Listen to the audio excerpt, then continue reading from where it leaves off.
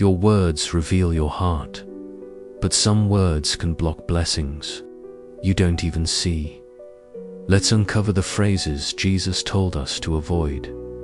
Asterisk, we live in a time when speaking has become synonymous with existing.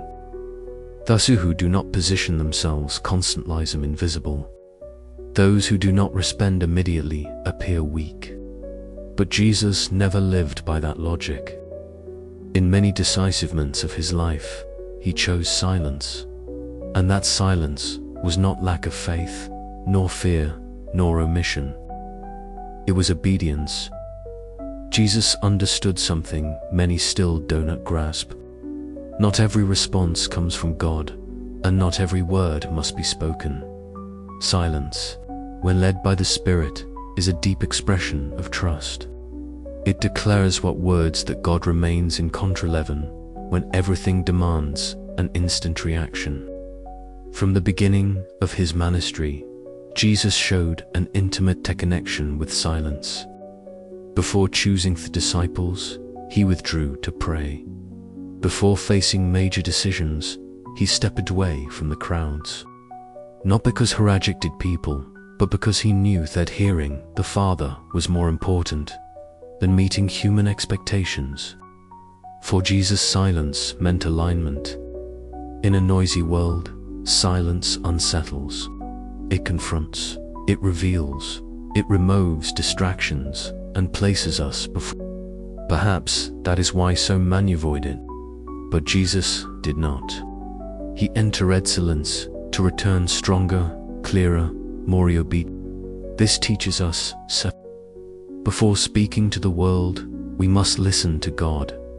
There are moments speaking feels like the only way out. When we are treated unfairly, when are misunderstood, when others try to provoke us. But Jesus showed that not every injustice requires immediate. In some situations, silence communicates more than 1,000. It reveals self-control, reveals faith, reveals rest in God. When Jesus was brought before his accusers, false witnesses arose. Twisted words were thrown against him. Any of us would feel urgent need to defend ourselves. Yet Jesus remained silent, not because he had nothing to say, but because he knew that silence was part of a greater purpose. He trusted the Father more than his own defense. This kind of silence is hard because it opposes human instinct. Want to prove, justify, explain, correct. But the gospel calls us higher. It calls us to trust. To trust that God sees, that God acts, that not every battle needs our voice to be won. Perhaps today you are living a situation where everything inside you wants to react. Answer that message, explain that as it, correct that injustice. And perhaps the Spirit is inviting you to something different. Not silence out of fear, but silence out of obedience. A silence that says, it trusts God. Jesus also taught silence when he withdrew to lonely places. Even surrounded by crowds, he chose solitude. This shows that silence is not merely the absence of words, but the presence of God. It is there that the heart grows strong and faith deepens. Many confuse silence with weakness, but in God's kingdom, silence can be strength, it can be maturity, it can be obedience. Jesus did not need to prove who he was, he knew. And those who know who they are do not need to explain themselves all that time. Perhaps the greatest lesson here is this: silence is not empty when God is. On the contrary, it is in silence that he often speaks mostly. And when we learn to obey in that place, our lives begin to align deeply with the Father's will. This is only the beginning of this reflection, because we still need to understand when silence comes from God and when it is born from fear. We must discern when speaking is obedience, and when remaining quiet is faith. And that is exactly what we will explore now. Not every silence pleases God. That must be clear. There is a silence born of fear, escape, and neglect. And there is a silence born of faith and obedience. Jesus taught us to discern between that. He did not remain silent out of cowardice, but out of direction. He spoke when the Father led him and was silent when the Father told him to wait. At times, Jesus answered with brief, simple, precise words. At other times, he said nothing at all. This reveals something profound. Obedience is not following a fixed formula, but continually listening to God's voice. The problem is that many want a ready-made rule, when the real call is to relationship. When Jesus was questioned by Herod, he did not say a single word. Herod wanted sins, explanations, spectacle, but Jesus stayed silent.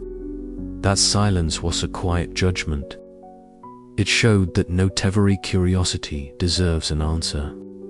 Not every question comes from a sin. Sometimes silence is the clearest way to reveal that. The same principle applies to our daily lives. There are questions that need no response, provocations that deserve no reaction, arguments that produce no fruit. Silence, in such cases, is not escape. It is spiritual discernment. It is choosing not to feed what does not come from God. Jesus also taught silence in the face of misunderstanding. Many times disciples did not understand what he said. Even so, he did not foresee explanations before the right time. He knew revelation happens at the proper. This teaches us that speaking too soon can confuse more than clarify. How often do we try to explain something to a man who is not ready to hear? Jesus did not waste words. He respected the other person's timing and God's timing. That requires maturity and humility. No everything must be understood immediately. Not everything must be. Another important aspect is that Jesus practiced silence so as not to be driven by others' expectations. Crowds followed him, people pressured him, requests came from every side. Still, he withdrew. He did not allow people's urgency to define his decisions. He listened to the Father before acting. This kind of silence protects the heart. It prevents us from being led by anxiety, guilt, or the need to please. Silence and obedience teaches us to wait, and waiting, for many, is harder than acting. Jesus knew that acting outside its right time can delay purpose, so he did not rush to answer everything. When Lazarus became ill, he did not go at once. To human eyes, it seemed neglect, but a greater purpose was unfolding. Silence and waiting are also part of God's will. Perhaps today you are living through a season when God seems silent, but that does not mean absence. Often God's silence is preparation and heckles us to reflect that same silence in your attitudes. Fewer words, more faith, less reaction, greater trust. There is a spiritual maturity that is born only when learn not to react to everything. When we stop trying to control outcomes with words, when we hand control over to. Jesus lived this way and called us to do the same. We are moving toward a deeper point, because understanding the silence of Jesus confronts our own need to speak. And it is in that confrontation that God begins to work more intensely within the heart. As this truth settles deeper, we begin to realize that obedience in silence means something many avoid. Total trust in God. Speaking gives us the illusion of control. Silence places us in dependence, and it is there that the heart is refined. Jesus lived this way. He did not need to prove anything to anyone because he knew exactly who he was and whom he trusted. Silence also exposes our motives. When we feel the urge to speak, we must ask ourselves, why do we want to say this? Is it to build up or to ease anxiety? Is it to bring light or to defend the ego? Jesus never spoke to relieve himself. His words always served the Father's purpose. There is a deep difference between being quiet out of fear and being silent out of faith. Silence born of fear paralyzes, corrodes, creates inner frustration. Silence born of faith brings peace. Even when the external situation remains uncomfortable, Jesus invites us to the second, kind silence that rests in God while the worldman's answers. Many conflicts continue because someone refuses to be silent. We want the last word. We want to win arguments. We want to be understood. But Jesus showed us that being understood is not always more important than obeying. Sometimes obedience means accepting buying my incendist for a time, trusting that God will reveal the truth at the right moment. This kind of silence heals the heart. It breaks cycles of automatic. It teaches us to observe if we're acting. It frees us from words spoken in the heat of the moment, words that wound and cannot be taken back. Jesus knew that words spoken out of time can cause deep harm. When we learn to be here, something shifts within us. Anxiety decreases. The need for approval loses strength. Faith grows stronger. We begin to live less by reacting and more by discerning. This does not happen overnight. It is a daily process. Perhaps you are facing a conflict right now, a situation where everything in you wants to speak, respond, take a stand. And perhaps the Spirit is whispering, wait, pray, Bazila not, as punishment, but as protection, because God knows what your words could cause if spoken at the wrong time. Jesus also taught that silence prepares the ground for words filled with authority. When we speak less, our words carry greater weight. They cease to be impulsive and become directed.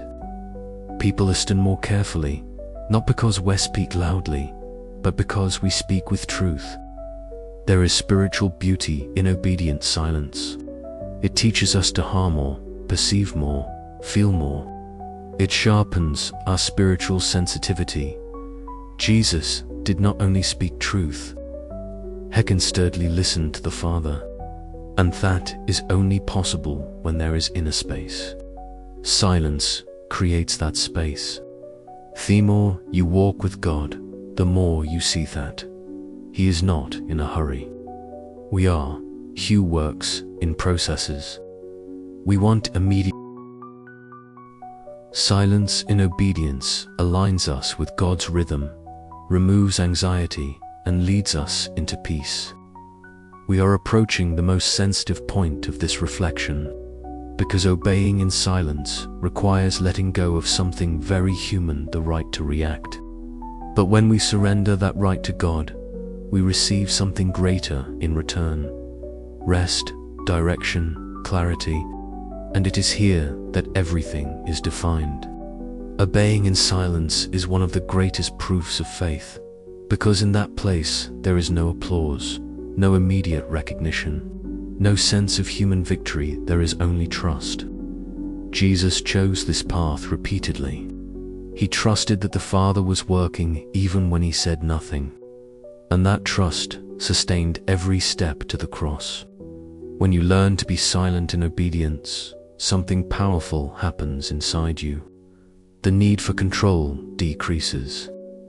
Anxiety loses strength. The heart grows calm. You begin to understand that God does not need your voice to defend truth. He needs your willingness to obey. Silence becomes an act of surrender. Jesus did not overcome because he spoke louder, but because he remained faithful. He did not need to answer every accusation to fulfill his purpose. He knew that obedience, even silent obedience, produces eternal fruit. And this same call echoes to us today. In a world that demands quick answers, God calls us to wait. In a world that values reaction, God invites us to surrender. Perhaps you are living a moment when obedience means being silent, not justifying yourself, not reacting, not explaining. And it hurts because it goes against everything we have learned. But this silence is not loss. It is preparation. God works while you trust. He acts while you rest. He cares while you remain silent. Jesus taught that there is a time to speak and a time to be silent. Discerning that time is a sign of spiritual maturity. When you choose to obey here, your faith grows stronger. Your words gain weight. Your presence becomes steadier, because now you speak from obedience, not impulse. If today the Holy Spirit is calling you to be silent in some area of your life, do not resist, not as one who loses, but as one who trusts. Silence, when it comes from God, is never empty. It is filled with purpose. It prepares the heart for what is still to come. Now, I invite you to reflect on which situation God is calling you to obey in silence. Write it in the comments if you feel led. This simple act can mark a step of faith in your journey. If this message spoke to you, like the video, it helps others find this same invitation to rest and trust. And if you desire to keep growing spiritually, learning to live the gospel with depth and awareness, subscribe to the channel Voice in Silence. Here we learn that not every silence is absence. Sometimes silence is obedience. Every week, we meet to pray, meditate on God's word, and read Psalms.